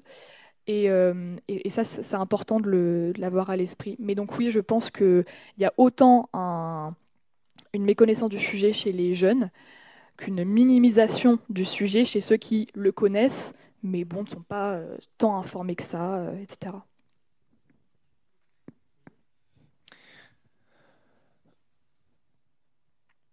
Je concède très humblement que j'en avais une connaissance extrêmement parcellaire, voire presque inexistante. C'est-à-dire que j'avais conscience de l'existence historique d'un génocide au Rwanda perpétré par les Hutus sur les Tutsis, que je replaçais effectivement à peu près à la date de 94 ou dans ces années-là, peut-être pas exactement à 94 d'ailleurs, à peu près en termes de proportion de population, disons, j'avais quelques mesures de ce point de vue-là, mais pour le reste, une connaissance inexistante de l'état de la reconnaissance de la responsabilité par la France et de sa responsabilité et de sa mesure, des raisons de l'évolution historique qui a mené au génocide, de l'implication française là-dedans, franchement, absolument aucune connaissance. Et je pense que je fais pourtant partie des personnes qui, dans ma génération, en ont une connaissance qui est peut-être la plus poussée, parce que Sciences Po, parce que j'aime la lecture, parce que c'est des sujets qui m'intéressent. Je pense que c'est un sujet qui est vraiment beaucoup trop peu connu, ce que je déplore évidemment énormément. Moi, je n'ai jamais étudié en cours d'histoire. Alors, sur une note personnelle, j'ai eu mes cours d'histoire étaient en allemand parce que j'étais dans une filière internationale au lycée. Donc, on a beaucoup étudié d'autres choses, la Shoah évidemment, mais pas le génocide au Rwanda. J'ai eu Hubert Védrine en professeur à Sciences Po. Et si j'avais su effectivement tout ça, j'aurais peut-être eu quelques questions à lui poser. Puisque Hubert Védrine était secrétaire général de l'Élysée en 1994, et un peu avant, c'est ça? Ah oui, bien sûr, mais quant à Sciences Po, vous avez des acteurs de la politique française entre 1990 et 1994. Évidemment, on ne peut pas tout à fait s'étonner que ce sujet ne soit pas extraordinairement bien étudié auprès de nos étudiants de sciences politiques. Donc effectivement, c'est vrai que mais j'en avais à vrai dire même pas connaissance ou conscience, ni lui de son implication. On l'entend sur d'autres sujets, sur la Russie, etc., et pas tellement sur ce sujet-là. Donc c'est un livre que je le dis ni sans flatterie, ni simplement parce qu'on est là pour en parler aujourd'hui, mais que je trouve vraiment d'utilité publique à cet égard. C'est que et la posture pédagogique et le sujet dont il traite, et moi j'en parlerai autant que possible sur les réseaux sociaux. Je pense que c'est aussi très compliqué de prendre la parole sur les réseaux sur ces sujets-là, pour une première raison qui est c'est un sujet délicat, délicat et lourd. Donc délicat, il faut pas dire des bêtises, donc s'en emparer, c'est compliqué. Tout de suite, si on dit on dit quelque chose qui est historiquement faux, ou ça engage une responsabilité. Et lourd parce que il faut avoir le ton juste, le format juste, et puis une crédibilité de ce point de vue-là qu'on n'a pas forcément quand on est peu habitué de prendre la parole sur ces sujets. Et dernièrement, et ça on en parle, où tout le monde n'a pas forcément conscience dans la salle, mais les réseaux sociaux, les plateformes de méta par exemple, c'est-à-dire Instagram ou Facebook, mais je pense que c'est identique pour TikTok, limitent fortement la visibilité des termes comme génocide. C'est-à-dire que moi, quand je vais faire une vidéo sur ce livre-là, le terme génocide, je pense que je vais même pas pouvoir l'utiliser dans la vidéo, ni à l'oral, ni à l'écrit dans les sous-titres, où il faut mettre une astérix à la place du O et peut-être un slash à la place du I, parce que Instagram et les autres plateformes identifient ces termes-là et limitent la visibilité de ces vidéos pour des raisons qui sont de leur politique de contenu et avec une intention qui n'est pas forcément mauvaise, mais simplement pour que tout le monde ne raconte pas n'importe quoi sur des termes qui sont compliqués. Mais vous l'avez peut-être remarqué pendant la crise sanitaire, dès lors que le mot Covid était écrit ou prononcé, il y avait une indication qui était affichée sur les réseaux sociaux qui disait renseignez-vous sur telle chose.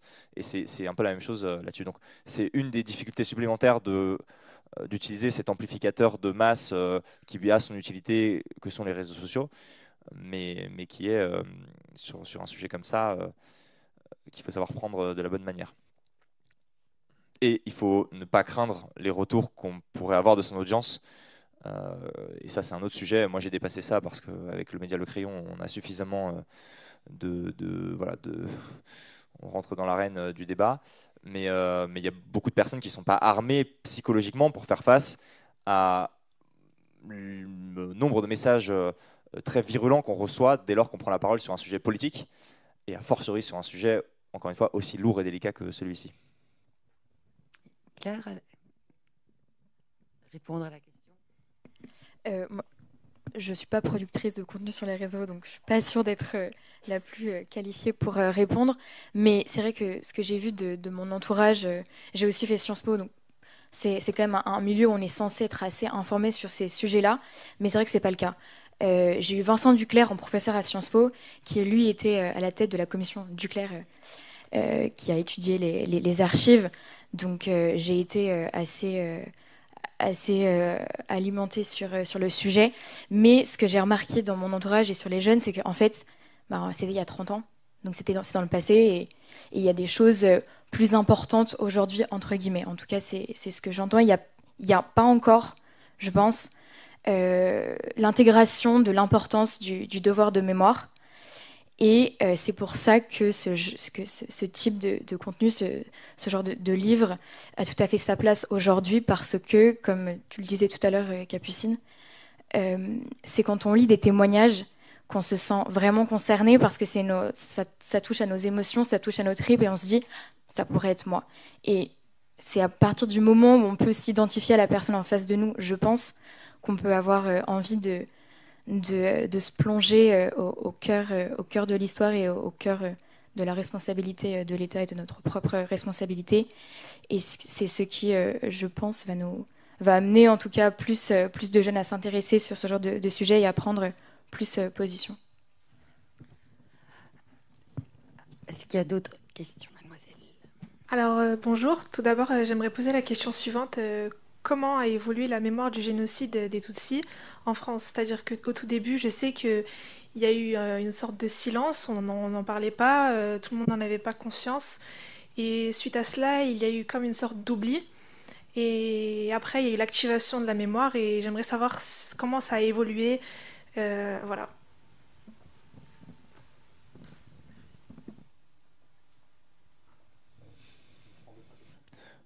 Peut-être on les groupe s'il faut. Oui, on va prendre 2-3 questions. Madame derrière avait une question? Non, non, pas du tout. Ah non, là je vois. Ah bon. Bonjour. Moi, ma question, c'était un petit peu pourquoi. Enfin, je ne sais pas si on peut répondre à cette question. Est-ce qu'il y a une explication dans le fait que ce soit au bout de 30 ans qu'on arrive en effet à vraiment parler de ce qui s'est passé? Est-ce que c'est pas aussi le problème de toutes les victimes qui ont eu du mal à gérer tout ça, et qui commencent aussi peut-être un petit peu à parler plus? Peut-être qu'Étienne peut nous en parler. Ou voilà, est-ce qu'il ne faut pas 30 ans pour en arriver là? Voilà. Donc les deux questions sont liées de toute façon. Oui. Je répondrai, mais d'abord je vais laisser Étienne. Merci. C'est une question à laquelle tout à l'heure je commence par cette dernière question parce que je pense que c'est important. Justement, les 30 ans, je ne parle pas seulement de moi, qui me suis confié à Laurent dans son livre pour la première fois depuis 30 ans, mais c'est juste que je me suis aperçu, et j'ai été conforté dans cette idée, que 30 ans, même pour la Shoah, il paraît que c'était vraiment une étape, je sais depuis quelle maison je parle, et que c'était une étape cruciale pour les rescapés de la Shoah, qui ont attendu 30 ans pour qu'il y ait une production assez conséquente de prise de parole et de témoignages.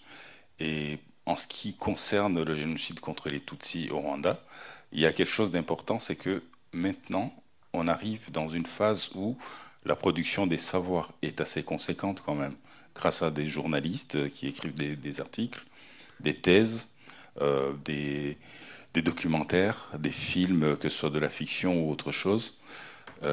Les procès, qui sont des sources, mais vraiment des savoirs qui sont des témoignages, que ce soit les parties civiles ou les témoins, qui apportent beaucoup de matière.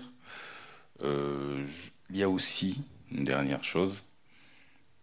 Il y a, au bout de 30 ans, une atténuation de cette fameuse culpabilité du rescapé, qui commence à s'atténuer, où on accepte qu'on a pu survivre là où les autres n'ont pas pu, et on se sent un peu plus autorisé à prendre la parole, que ce soit par des témoignages écrits dans des livres ou ceux qui font des films documentaires sur leur parcours pendant le génocide. Il y a une certaine facilité à avoir la parole plus libérée au bout de 30 ans, je dois l'admettre, oui. Oui, alors je vais répondre. Votre question est très importante, mais pour essayer de répondre à votre question, oui, il a fallu du temps. Alors le mot génocide a été utilisé pendant le génocide, notamment par Alain Juppé, mais il semble qu'on avait du mal à désigner la victime. Enfin, je dis il semble, c'est une manière de parler, bien sûr. Et d'ailleurs, dans l'ordre de mission de Turquoise, l'armée française, donc on envoie en 21 juin 1994, l'ordre de mission, c'est arrêter les massacres. C'est pas arrêter le génocide. Il a fallu beaucoup de temps pour que les autorités politiques de notre pays, de gauche comme de droite, ont, je crois, me donne l'impression d'avoir tout fait pour pas qu'on en prenne la mesure. Pendant très longtemps. Il y a un tournant important, un premier tournant qui est celui de lorsque Bernard Kouchner est ministre des Affaires étrangères de Nicolas Sarkozy. Bernard Kouchner est l'un des rares, pour ne pas dire sans doute le seul, homme politique à avoir, dès l'été 1994, pendant le génocide, Bernard Kouchner s'est rendu sur place, il a alerté. Il a pris son téléphone et il a appelé l'Élysée pour leur dire, il a eu François Mitterrand, pour lui dire, mais on se trompe, vous vous trompez. Ici, ce sont des Tutsis qui sont exterminés. On parle. Donc Bernard Kouchner a été d'une grande lucidité sur le Rwanda. Et lorsqu'il était ministre des Affaires étrangères, il a essayé de réconcilier, du moins de rapprocher la position française et la position de Kigali. Et il a fait évoluer Nicolas Sarkozy. Nicolas Sarkozy, le premier président à avoir reconnu, alors j'ai plus les termes exacts en tête, mais je crois qu'il parle d'aveuglement. Et à ce moment-là, il y a un petit tournant qui se fait là. Mais Kouchner est remplacé très vite par deux autres ministres, notamment Alain Juppé, et tout de suite ça se referme. On n'en parle plus. Il faut vraiment attendre Emmanuel Macron. Et moi, je ne suis pas là pour vous dire que Emmanuel Macron est un président formidable. Mais objectivement, c'est lui qui, après avoir eu le culot de demander ce rapport au professeur Duclerc et de lui avoir donné l'autorisation de consulter toutes les archives de la France entre 1990 et 1994 pour étudier et élucider le rôle de notre pays dans cette histoire. Après lui avoir permis cela, Vincent Duclerc a fait son travail. D'ailleurs, j'ouvre une parenthèse. Sachez que bien que mandaté par l'Élysée, Vincent Duclerc n'a plus accès à toutes les archives. Il y a des institutions qui lui ont refusé, non mais je ne rigole pas, de lui livrer les archives. Il n'a pas pu ainsi consulter, par exemple, les archives de l'Assemblée nationale. Il n'a pas pu consulter les archives, par exemple, des forces spéciales. Très intéressant, pourtant. Même de la Légion d'honneur. Il voulait savoir à qui on avait remis la Légion d'honneur. Eh bien, cette institution ne lui a pas accordé l'autorisation nécessaire pour étudier ses propres archives. Bien que, ayant une lettre de mission de l'exécutif quand même. Donc vous voyez où on en est. Bernard Kouchner, puisque j'en parlais, c'est tout à fait intéressant. Donc dans un livre précédent, je l'ai aussi interrogé. Il a été, vous savez, ministre des Affaires étrangères. Donc je l'ai dit, de Nicolas Sarkozy.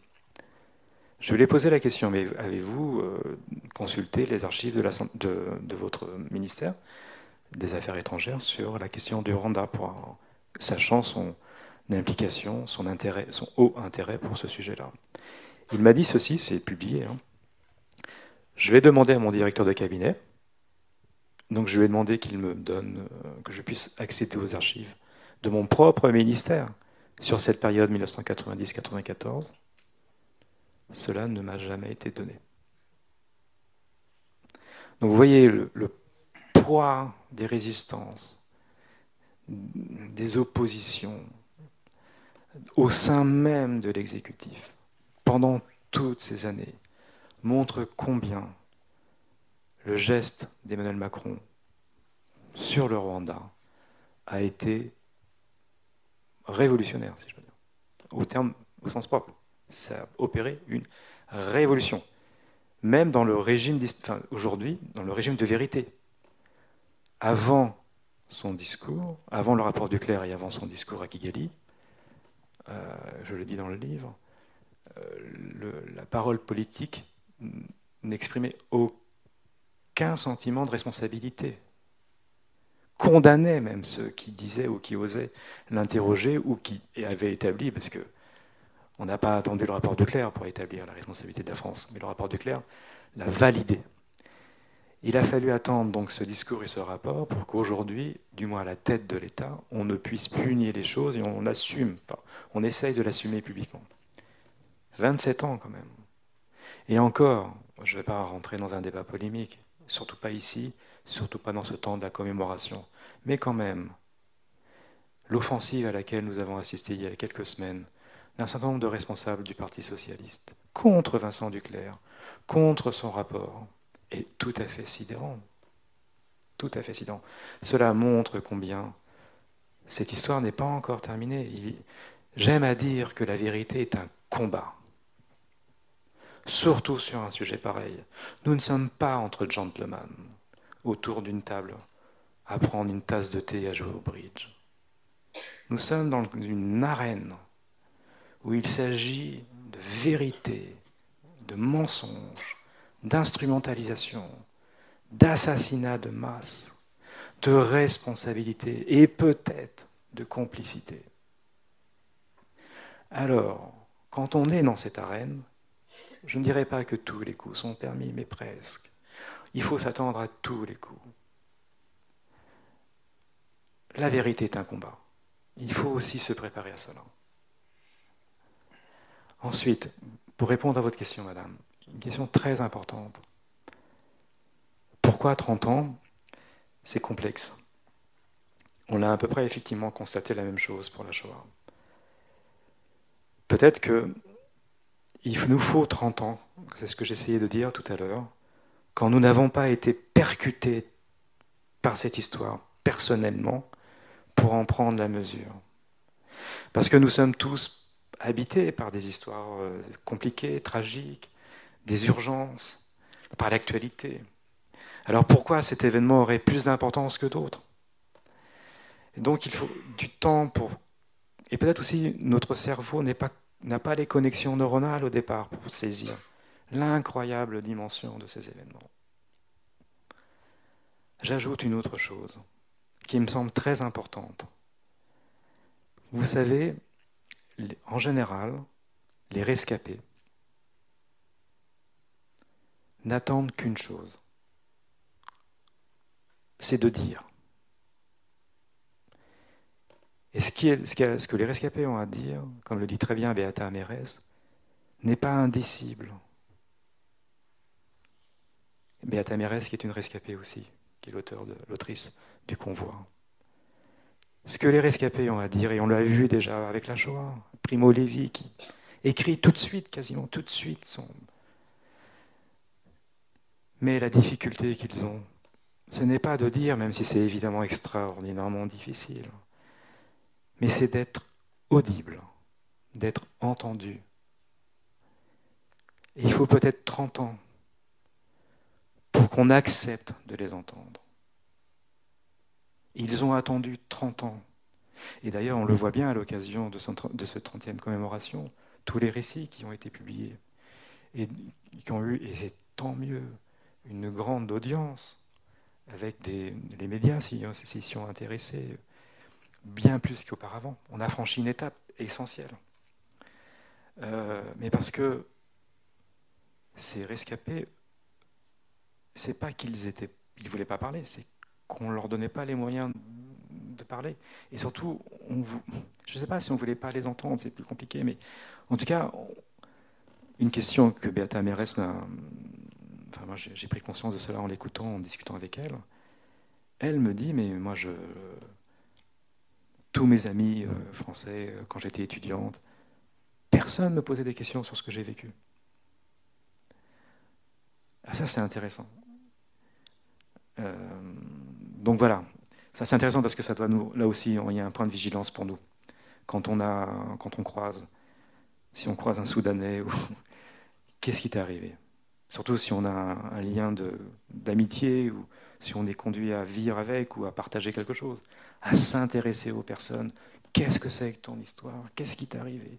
Je sais que tu viens de tel pays ou que tu as vécu telle chose. Parce que ce n'est pas forcément venu de l'extérieur, parce qu'on a aussi autour de nous des gens qui vivent des drames ou qui ont vécu des tragédies. Qu'est-ce qui t'est arrivé? Ton histoire m'importe. Mais ces simples mots sauvent. Mais il faut du temps peut-être pour comprendre l'importance de ces mots et de cette attention à l'autre. Donc voilà, c'est peut-être tout ça qui se joue là, mais là aussi c'est sans doute une leçon du Rwanda. C'est que ça va nous permettre, nous, aujourd'hui, d'être plus curieux, mais pas, quand je dis curieux, d'être plus attentif à l'autre, d'avoir plus le goût de l'autre, l'empathie de l'autre. Mais ton histoire, mais qu'est-ce qui t'est arrivé? Et raconte-moi. Je suis avec toi. Voilà. J'ajoute juste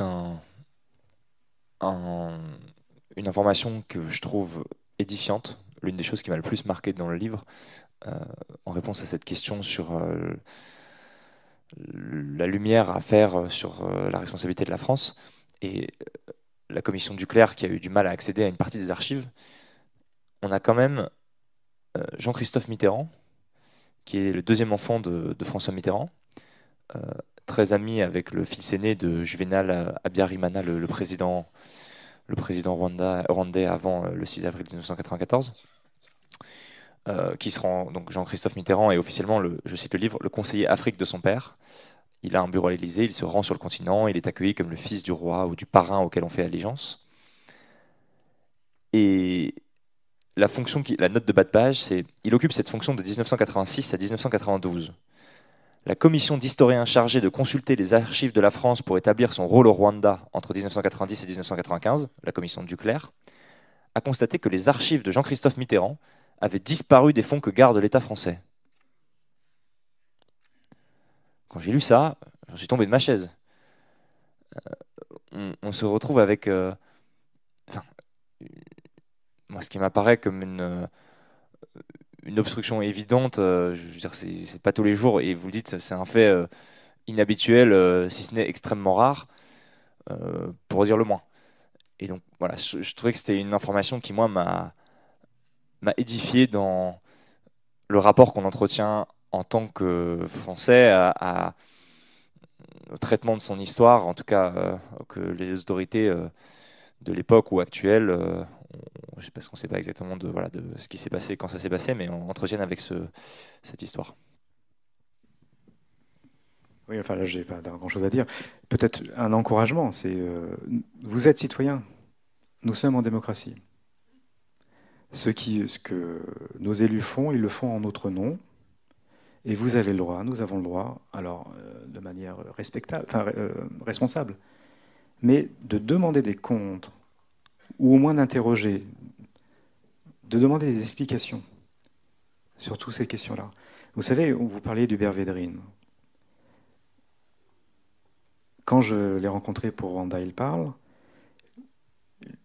il m'a dit plein de choses, mais l'une des choses qu'il m'a dit, qui fait écho à ce que vous venez de dire, mais vous savez, monsieur Larcher, ce sujet, le Rwanda, la France, ça n'intéresse pas les Français.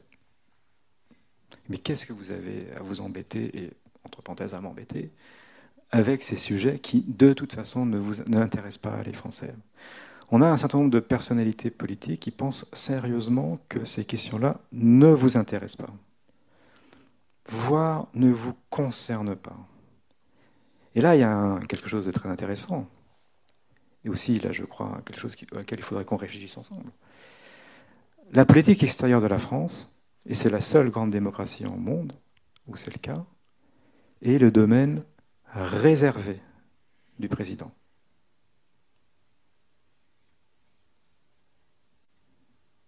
Et pas un domaine partagé. Quand le président décide d'envoyer les forces armées, il le fait de sa propre autorité, en tant que chef des armées. Dans aucune autre grande démocratie, ça se passe comme ça. Il serait temps quand même qu'on interroge cela. Le naufrage de notre politique au Rwanda s'explique entre autres parce que les décisions étaient prises par un seul homme quasiment, qui, ayant une vision du sujet ou de la réalité, incapable d'entendre des avis contraires, a conduit assez loin notre alliance avec un régime des plus détestables de la fin du XXe siècle. Domaine partagé contre domaine réservé. Et ça, c'est de notre responsabilité. Et c'est de votre responsabilité aussi de le demander, de l'exiger, du moins de mettre ce sujet sur la table. Quand on est à Sciences Po, c'est une des questions qui devrait, susciter des débats à Sciences Po. Au moins, mais pourquoi nous sommes les seuls à être ainsi? Est-ce que c'est bien? Est-ce que nous ne sommes pas dans une démocratie infantilisante, paternaliste?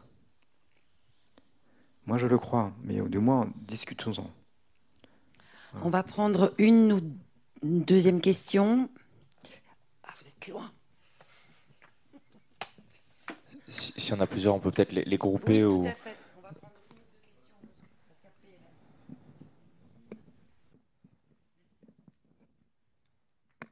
Merci. Bonjour à tous, c'était très intéressant. Merci beaucoup de toutes vos interventions. Alors moi, je suis étudiant en relations internationales, donc je vais demander une question de manière un peu géopolitique. Qu'est-ce qu'on peut faire concrètement face au réalisme politique? Vous parlez d'un président, par exemple, d'une situation où Xi Jinping, par exemple, est invité à Paris en grande pompe, ou Netanyahou sur LCI, alors quand bien même on sait que, par exemple, les Ouïghours sont un peuple qu'on peut supposer victime de génocide. Qu'est-ce qu'on peut faire, justement, quand il y a des liens ou des intérêts qui sont si puissants qu'il semble que le sort des peuples en fait, n'est plus fondamentalement si important que ça aux yeux de la politique? Est-ce qu'il y a une autre question?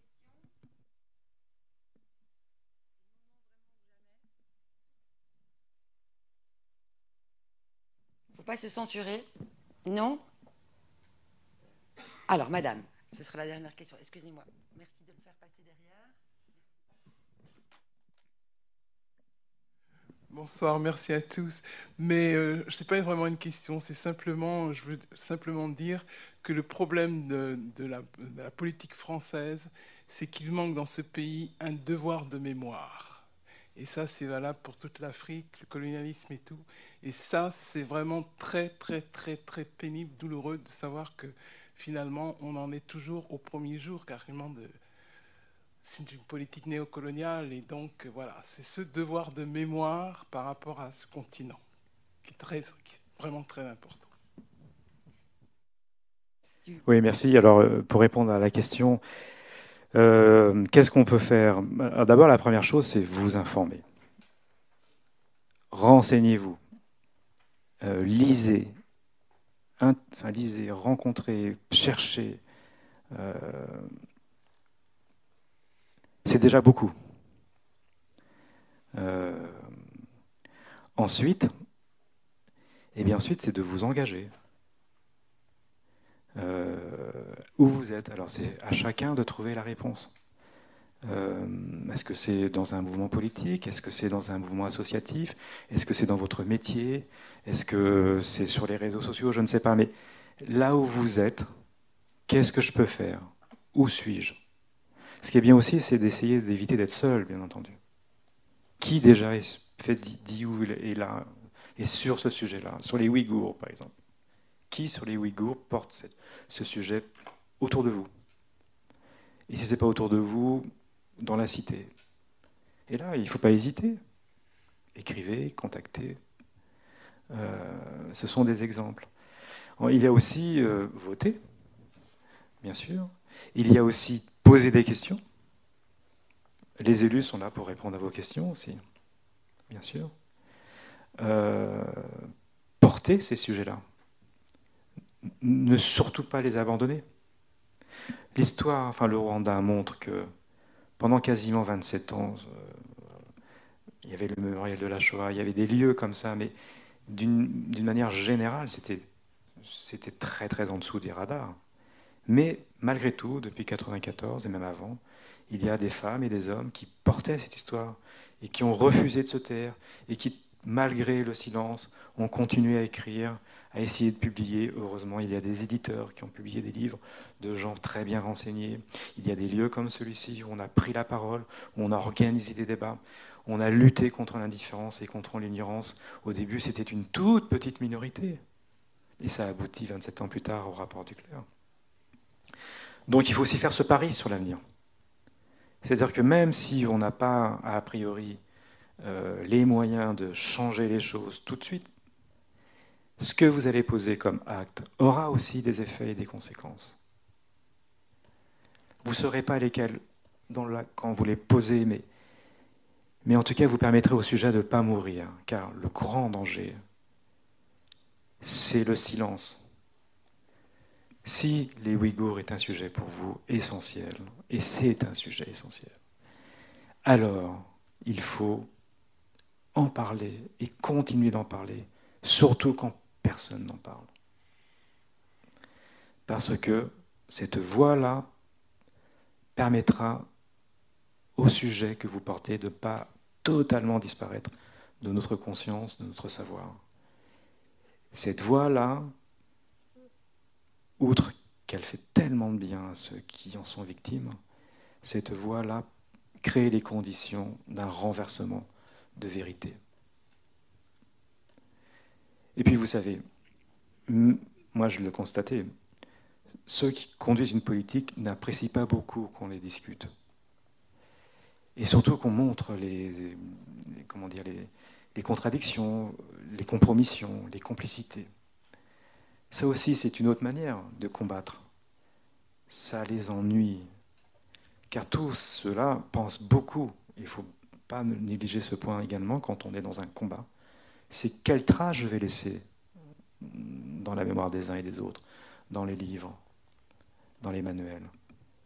Et si le débat sur le Rwanda est aussi violent, c'est aussi parce que beaucoup de ces femmes et de ces hommes, et je dirais plutôt de ces hommes, car entre 1990 et 1994, c'est que des hommes qui dirigent notre pays. Eh bien, ils pensent bien sûr à la trace qu'ils vont laisser dans l'histoire. Et là, le rapport Duclerc, ce que nous écrivons, ce que nous disons, ce que nous filmons, ce que nous montrons, les inscrit dans le mauvais camp. Et ils le savent. D'où leur défense aussi, brutale et violente. Mais c'est aussi cet enjeu qui se joue. Nous avons aussi ce pouvoir pour demain.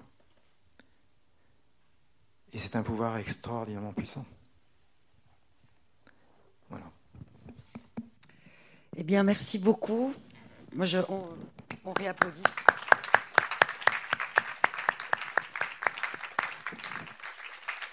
Merci beaucoup à tous les 5. Donc, si vous souhaitez acheter le livre, c'est maintenant. Vous pouvez venir ici et puis le faire signer par Laurent.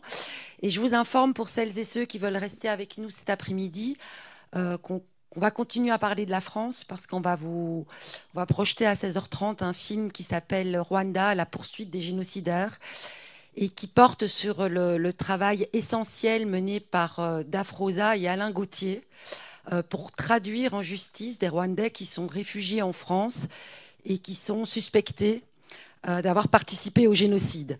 Donc on va continuer à être sur la même thématique, mais en parlant cette fois-ci plutôt du volet justice et plutôt de ce qui se passe aujourd'hui. Donc vous pouvez aller faire un petit tour parce que c'est pas tout de suite, et puis revenir sans souci nous rejoindre.